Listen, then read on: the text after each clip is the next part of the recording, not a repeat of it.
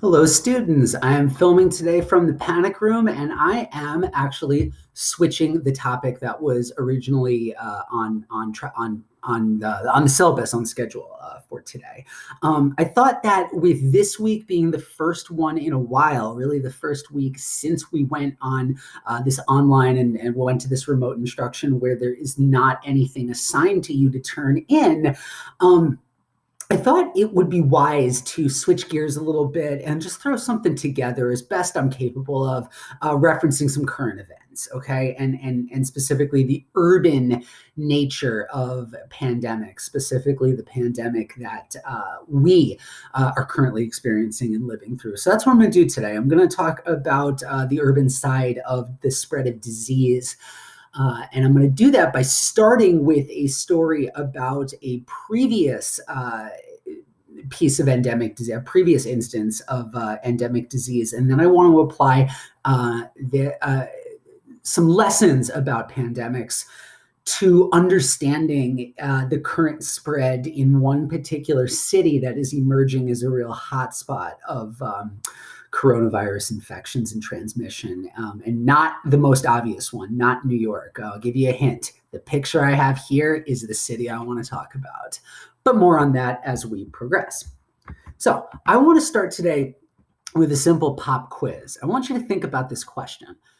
What has been the number one cause of death over the course of the entirety of human history? Now, obviously, we haven't been counting the bodies that long, so a lot of this is prediction. This is public health experts, historians, and anthropologists assigning blame and assigning cause of death without too much data. But hey, let's take the projection for what it is.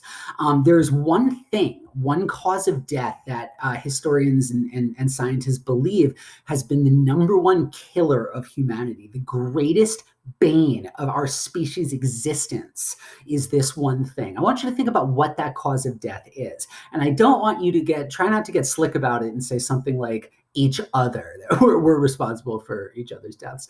No, it is not war or violence or anything like that. And it is a specific cause of death. So like, if you know where this lecture is going, you are likely led to selecting a certain type of disease or a virus, and that's not wrong, but which one specifically? So I'm going to give you just a few seconds to make a guess. What's been the number one killer of our species throughout our history? Humans have been around for roughly 130,000 years or so. Dr. Chase in the anthropology side of my department tells me. What's killed us more than anything else? The answer is smallpox, specifically variola major. There's two forms of smallpox, variola major and variola minor. Variola major is far, far deadlier. It's a bigger virus cell. Quickly exhausting my public health and virology knowledge here, but it's a bigger cell. It wreaks far more havoc on the human body than minor does.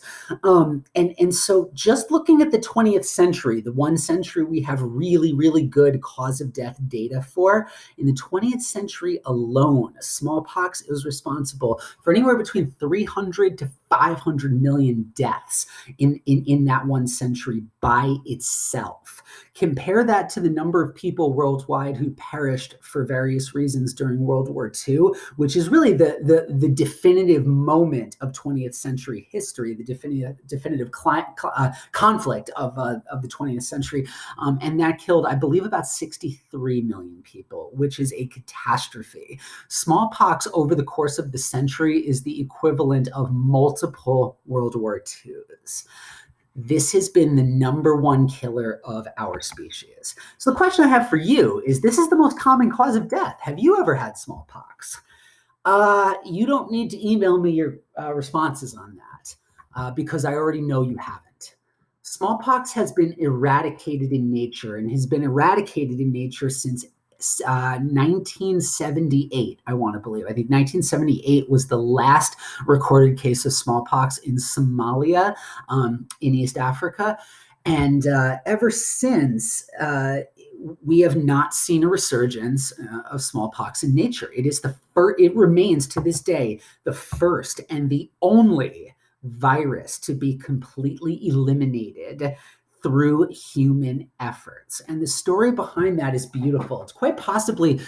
The story of smallpox is quite possibly my favorite story about anything involving social action and involving just society in general.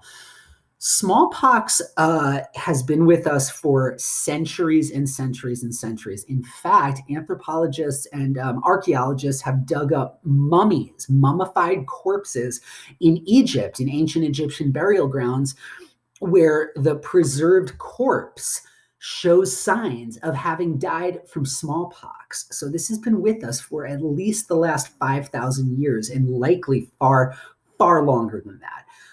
Having smallpox is extremely unpleasant. You get all these nasty sores on your body. I'm sorry for keeping this picture up on the screen.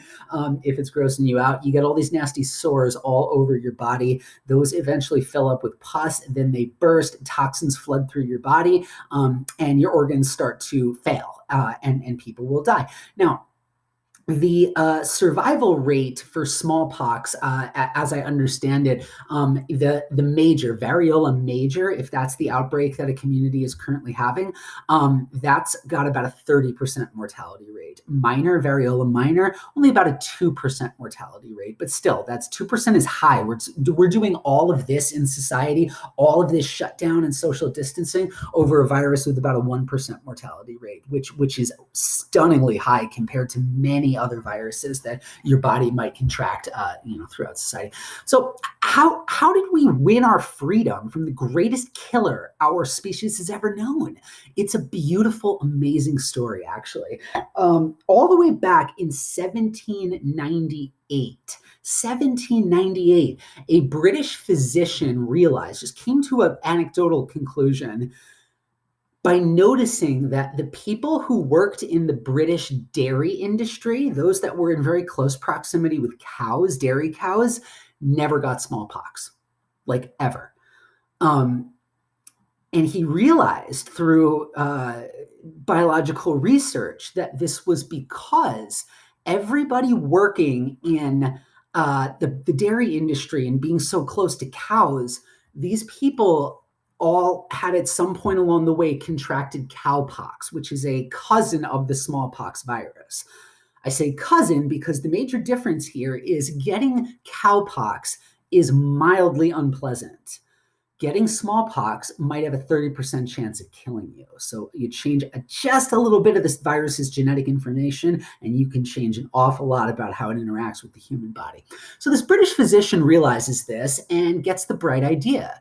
What if we inoculated people with a weakened version of the cowpox virus? Could that bestow immunity upon the people who are then exposed to smallpox? And voila, the world's first vaccine. And to this day, the stockpile of smallpox vaccines that still exist in the world are all based upon that original formula of giving people exposure to the cowpox virus, which once your body heals from that and recovers from that, bestows immunity to many other kinds of pox viruses, the most important one here being smallpox. And so that was all the way back in the late 18th century and early 19th century. It took another 180 years before smallpox was eradicated. And that is because health is far more social than it is biological. Obviously, we have our own predispositions genetically and environmentally, but ultimately it's about how you implement public health, okay? The story of smallpox is perhaps my favorite story about anything because it shows me quite powerfully that we as a species and we as a global community can do difficult things. We can do things that seem preposterous and seem just outrageously difficult if we plan and if we have the technology and if we have the will to do it. We can do it. All right. And so over time, people realized that, look, there's absolutely no way through the population of the world, the sheer scope of geography, there's pretty much no way that you can vaccinate everybody against smallpox. You can't do that, right? That was just never going to be the case. But what public health researchers and experts realized was that you didn't have to. You just have to cut off the spread somewhere, and that will stop it from being able to transmit to a new host. Part of what made smallpox so deadly was it was very transmittable, a term that is common in epidemiology that you've likely all heard over the news in the last month or so is something called the R naught. The R naught of a virus is an average count of about how many people is an infected person likely to infect to somebody else. So for something is likely to infect, like how many more people will a carrier of the virus pass it on to? So for influenza, that appears to be 1. Like for every 1 person gets the flu, they pass it on to an average of 1 other person. For smallpox and for polio as well, which was also a very problematic thing, smallpox, the R naught was somewhere between 3 to 6, depending on how densely people were in the world. And those 3 to 6 give it to somebody else, and those 3 to 6 give it to somebody else. It explodes before you know it. It's airborne, right? To take that classic Dustin Hoffman line from Outbreak, it's airborne. And so it doesn't always take like person-to-person contact to spread smallpox. You just have to be breathing the same air, and that's terrifying. For all those reasons, we died and suffered and died from smallpox for thousands and thousands of years. But the technique that proved stunningly effective against this was called ring vaccinations. A ring vaccination means that if you are really on top of identifying one of the first smallpox cases in a community, the healthcare workers have to immediately get on the ground there who have all been vaccinated themselves. They isolate the person who's been infected, and they treat the people who have been infected, and they inoculate. I don't even know if I'm using that term right. Inoculate. They vaccinate everybody in a circle around where that person lives. They cut off the virus's ability to transmit through the community, and eventually the virus dies out in that person. These ring vaccinations were very effective in the United States and Europe. The last major American outbreak was, I want to say, in Philadelphia in the 1910s. That was the last major American outbreak that we had. The last major European outbreak happened in Yugoslavia in 1972. And by the late 70s, smallpox pretty much only persisted in 2 places: South Asia, so India, Pakistan especially, and the Horn of Africa, so Somalia, Ethiopia, Eritrea, those places. But by 1978, the last recorded case, a cook on a boat in Somalia was treated and cured and recovered, not cured, but recovered from smallpox. And the World Health Organization declared it eradicated in 1983. Now, officially, this is like actually this is my biggest terrorism threat. I actually taught about this in my social terrorism class a couple years ago. There are 2 strains officially that exist. One is held by the Americans at the CDC in Atlanta. The other is held by the Russians at a lab in Siberia, officially in case they need to, reverse engineer a vaccine at a later point if smallpox comes back, the way Ebola always seems to every few years. But nevertheless, nobody gets sick of smallpox anymore. Nobody dies of smallpox anymore. And that is a tremendous thing. That shows us that we can do difficult things, okay? Now, when I look at the current pandemic, if there is one city that is familiar with the empty streets and the closed up businesses and the pervasive social distancing that everybody is living through currently, it's Detroit, a city that is near and dear to my heart, a city that is, I suspect, near and dear to many of your hearts as well. There's no city that's quite as familiar with the emptiness, right, and the lack of social activity that the rest of the world is currently living through right now. Detroit also is emerging as one of the virus's hotspots. Now, this data, by the time you consume this lecture, these numbers will be way out of date. Okay, so just take that with a grain of salt. But as the time of this writing, at the time, I'm trying to get a jump on some of my lectures here. There were throughout Michigan something like 6,500 cases, with 5,200, almost 5,300 of them being in the three-county Detroit area: Wayne County, Oakland County, Macomb County, with 126 deaths. That's almost all of the state's coronavirus and COVID-related illness deaths in the state of Michigan. So what's up with Detroit? Why is Detroit emerging as this hotspot? Well, in my opinion, I think many of the things that we have learned in this class help explain the spread of the pandemic. And it's not just urban density, because that is the clear comparison here. Obviously, any dense urban environment is going to have a hard time getting on top of this, and they're going to have a particularly brutal curve. This is something that I'm personally worried about. My entire family is all in the New York City area, and that makes me worried for them in that just simple geographical sense of them living in the middle of the epidemic's epicenter, one might say. And for starters, it's a little bit unfair to blame any city, because the whole country was behind on testing. The whole country was predictably behind on testing for some very specific political dysfunction reasons. So it's not surprising that certain areas have developed into hotspots because of the unmitigated spread of the virus and the lack of social distancing at an early part. Now, New York is a really easy suspect. Everybody worried about New York, and they were right to worry about New York. There's two things that make New York particularly vulnerable to this type of outbreak. First is that it is the densest city in the country. The average New Yorker is going to come into contact with far more people than your average Detroiter or your average anybody anywhere else in the country. But also, New York has three major airports, two of which are international. So it's got very elevated travel rate. Like, people from all over the country, all over the world come to New York for business, for pleasure, for tourism, for family reasons, what have you. So there's a lot more movement in and out of the city that allows the virus to make landfall and get a foothold. But what's up with Detroit? Detroit has a very busy international airport, and it's believed by Michigan public health experts that is indeed how the virus started to spread. The belief is that it made landfall at the airport, infected some airport workers. It ended up infecting police officers that work at the metro airport, who then spread it to other parts of the city. And so, yeah, that's likely how the virus made landfall. But Detroit doesn't nearly have the same density issues.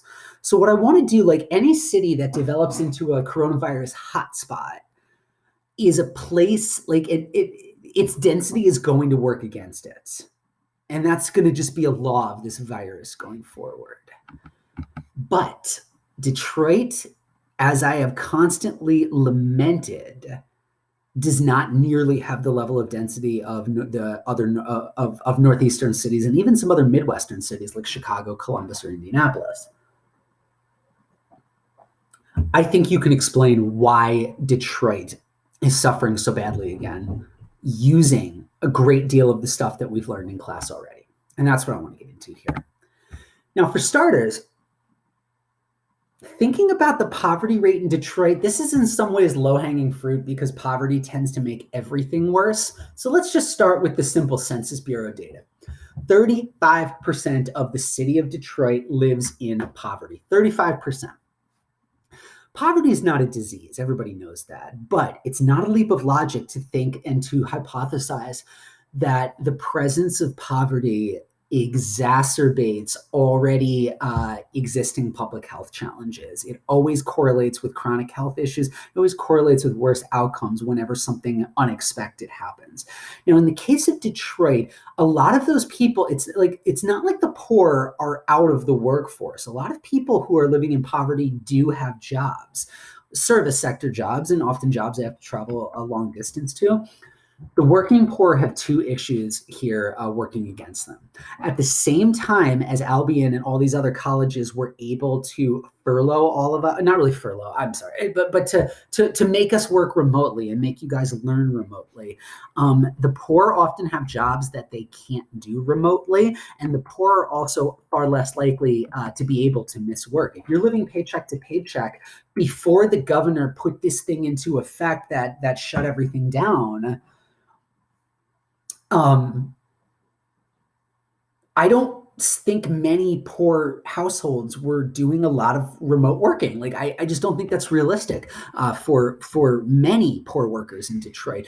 They have jobs that do not allow them to work from home, and they have jobs that they cannot afford to take unpaid leave on. So before we started, getting this economic stimulus, before things got forcibly closed down, it was the poor and the working class that's most likely to have to go to work, not just because they're living paycheck to paycheck, but they physically have to go to work in order to be able to do their job. So the presence of so many working poor households in Detroit, I suspect, was a major spreader of the virus before we were ever really testing for it. And maybe many of those people have recovered. Maybe many of those people didn't even know anything was wrong with them. It's appearing that about 25% of COVID-19 cases are asymptomatic, and you could be spreading it all over the place without even knowing it. And that's why all of us have to act right now as if we have the virus, and adjust our behavior accordingly. Okay. So poverty is part of it, but poverty also creates a bunch of underlying chronic diseases. Think about what everybody's been saying about being immunocompromised. We know the elderly are the most likely to suffer death as a result of this, and also people with underlying health conditions. I saw a recent study. Now, granted, this data is heavily skewed because we have no idea about who's naturally immune. We have no idea who was asymptomatic or who had very mild symptoms and just thought they were fatigued or just having a bad day. But I did see a study out of China that 9 out of every 10 people who died of this in China had some type of underlying health condition, which is why we need to distance and take care of those people. So things like asthma and emphysema and HIV, all of these things are overrepresented in the Detroit city area and a little bit in Oakland County as well. Not so much Macomb, but Macomb doesn't have nearly the same density or sort of travel in and out of the city as a place like Oakland does. So anyway, nevertheless, if we look at this right here, prevalence of people living in Michigan by county with HIV, look at how dark the Detroit area is. Detroit is not known as a hotspot of HIV/AIDS, but it's overrepresented there as compared to many other surrounding parts. And actually, I've seen a map on this. The majority of people with HIV, who are HIV positive individuals in Detroit, all generally live in this part up here, kind of bordering Macomb, that part of Detroit, the northeast side. I don't know why that is, but that's where the HIV cluster is. You also have a decent amount of cigarette smoking in Detroit. You have a decent amount of lung and respiratory issues already. And in the same reason that the fatality rates in China were so elevated, because that's a country that already has a tremendous amount of cigarette smoking, a tremendous amount of air pollution. People die of respiratory things every single day in China. It did wallop that population a little bit harder than maybe it would have Iceland, a place that has generally higher levels of wealth, but much cleaner air and much less environmental pollution. So Detroit, a lot of people, I think, in Detroit are getting this and having a worse experience with it because of these underlying health issues. Those are the people who have a harder time with it are the ones more likely to get a test, the ones more likely to need hospitalization. And that's why the numbers are increasing. That's part of the reason why the numbers are increasing to the degree that they currently are in the Detroit area. So yeah, the idea here, and this is a result of poverty. Poverty produces a group of immunocompromised residents that's above average compared to other cities or other wealthier areas. So if you're following along here, we have the presence of poverty, people that can't really stay home if they're working before everything gets shut down. And we have a large immunocompromised population, specifically lung respiratory issues and HIV, immune system disorders. Okay. And now this is an area where I don't really want to criticize Detroit too badly, because there is no city that's handling this surge well at this point. It's the cities that are behind in the curve that are going to end up handling it better because they can plan in advance a little bit. But even that is likely to be difficult. You remember my whole lesson and lecture on urban decay?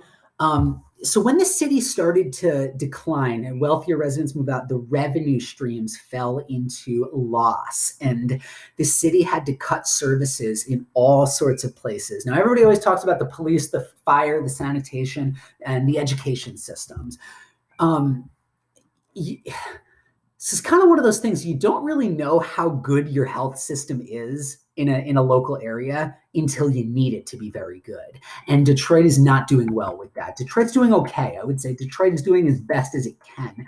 But one of the things, a lot of the public and private health services ended up leaving Detroit. The public ones because they couldn't be funded, and the private ones because if you conceptualize healthcare, as our country has, as a for-profit enterprise, it is impossible to make a profit off of treating poor people, right? You're just not going to make a profit off of that. And you're certainly not going to make a profit off of treating the uninsured. And that was the case. A very high proportion of Detroit's residents did not have health insurance prior to Obamacare's opening of the exchanges. So currently, as of the most recent article I read on this, the Detroit Medical Center Network, the DMC, is already well over capacity. It does not have the equipment that it needs, and they're having to double up on intensive care rooms. But like I said, there's a lot of that going around nowadays, isn't there? So that's not unique to Detroit. Other places are having to do the same thing. But what we're seeing is Detroit's capacity before becoming overwhelmed, before the stress breaks the healthcare system. Detroit's threshold for that was probably lower than it was in other places. I just heard, I still follow the news a little bit in some of the states I used to live in. Mecklenburg County, which is the county where Charlotte, North Carolina is located, Mecklenburg County is essentially requisitioning UNC Charlotte's campus, where all the students have been sent home already, and seizing control of 6 of the dorms to use as essentially temporary field hospitals, which sounds crazy until you realize that, they're looking at the number of beds they have in traditional hospitals, and they're betting it's not going to be enough. And it's, again, better to have it not need it than need it and not have it. So that's happening at various other places all across the country. But Detroit's institutional decay has got to be a part of this. It has to be. Okay, what else do I have? Moving on. I have said this a bunch of times. It is perhaps the dead horse that I keep beating. Detroit is very vast. It is extremely large. It is way larger geographically than it needs to be for its population size. So this has really reduced density. But what it also means is the group of people who need a job and are working sometimes need to travel very long distances for work. So connect the dots on a couple of things I've told you. Detroit has this very, very severe spatial mismatch. Most of the jobs that people take are located far out in the suburbs. But look, Detroit has a 10% unemployment rate, or had before we entered a jobless catastrophe that we're currently in right now. But a 10% unemployment rate is really bad. That's still 9 out of every 10 people working. So where are those people? Where are those people getting jobs? Not likely to be in the communities that they're living in. Now, I also told you that 33 or 35, I forget what it was, 35% of Detroit residents don't own a car, do not have the ability to drive. Now, I typically think that driving is a terrible way to get to work, even though I do it every day. But in this case, it might have really worked. It might have really worked to Detroit's benefit to be car dependent within the city. Often, these people have to take the bus to work, packed in those crates with a whole bunch of people breathing and coughing on each other. So I really suspect this was a major early vector of spread and was also a major early vector of transmission between the city and the suburbs, or perhaps between the suburbs and the city. It can go either way in that regard. But yeah, Detroit, a lot of people end up having to sit on the bus and end up having to take public transportation to those jobs that they could not afford to stay home from until the governor may have closed them down. So I really suspect this was a major spread, a major vector of transmission, a major reason why Detroit started to develop a critical mass of infection that was able to build upon itself. So biology, Mother Nature makes the virus, but we as a society make the pandemic. It's up to us whether it gets to do a level of pandemic or whether it can be contained the way other things like you remember Zika coming out of Brazil. Zika never went pandemic. MERS, Middle East Respiratory Syndrome, which is a cousin of the current coronavirus, though far more deadly, but far less contagious. That never went pandemic, even though it remains a problem in the Arabian Peninsula. This one is one that became through its own biology and through our own social organization a serious epidemic. Now, as for what people can actually do, because you can't see the virus, it's the hidden invisible enemy, as Trump keeps saying. What is one of the best personal tactics against the virus? That's a really important question. What have we heard over and over again? Wash your hands. And that's good. I encourage you to do that. I realized this was posted on, I follow my beloved Ohio State Buckeyes on social media, and they posted a picture several weeks ago of, there's a song that Ohio State fans sing at football games called "We Don't Give a Damn for the Whole State of Michigan." It's very catchy. If you sing that while you're washing your hands, by the time you get to the end of it, you're at just about 30 seconds. And so that's what I've been doing. I've been belting that out of my apartment while I wash my hands. Nevertheless, that's a good personal defense. That does help defend against contracting it and defend against spreading it. Now, 141,000 Detroit households have had their water shut off for non-payment. 141,000. Now, obviously, we are in unprecedented times, and utility companies are doing unprecedented things.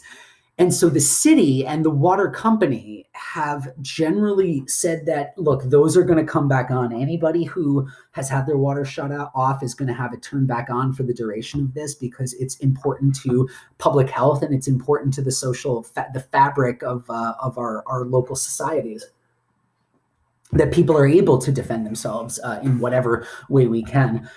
I kind of wonder whether the city even knows who's without it. I just highly doubt that is something that comprehensive records are kept on. What I think probably happens is they only really know, if you pay your bill and then call to get your water turned back on, then perhaps that is something that creates the record. But I don't think the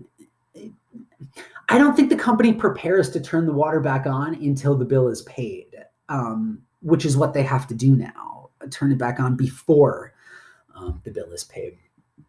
So I applaud the city for obviously taking these steps, and in many households, I'm sure it is coming back on, but it's probably not going to reach 100% of what is available to people, or what should be available to people in terms of their public utilities here. Okay. And then I would also, a part of this is just a little anecdotal, but from what I'm hearing and from the quotes in some of these newspaper articles in the New York Times and in the Free Press, it appears that Detroit residents have not been the best at heeding social distancing guidelines. I think part of this is just the urban trauma. If you live in a particularly disadvantaged neighborhood of Detroit, there are neighborhood effects out of that. We talked about that a lot a couple weeks ago, the neighborhood effect of living in a poor environment over and above your human capital and personal characteristics.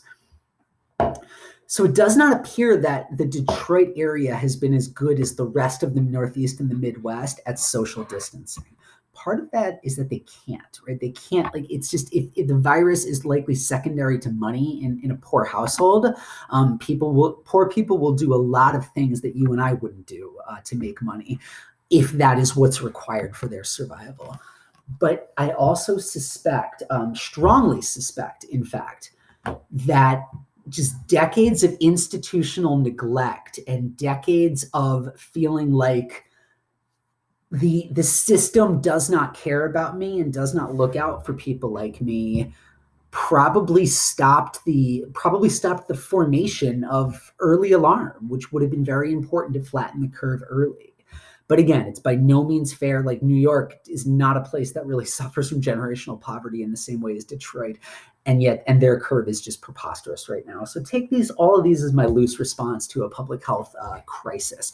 I think you can see what I'm talking about here, though. Like, I just think that, like, if I go outside and this is what I see across the street from me, I don't know if I'm going to, like, bend over backwards trying to find hand sanitizer. I don't know if I'm going to bend over backwards to just cut off my daily routine until the time comes when I'm forced to cut off my daily routine.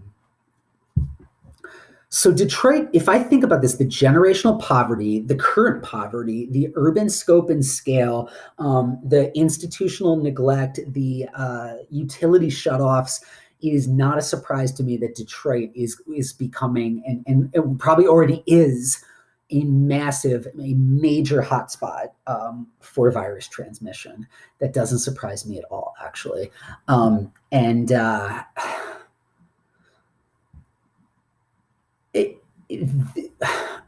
There's not much that Detroit can do about those underlying conditions right now, because the virus and the treatment of people and the stopping of the spread, it has to be,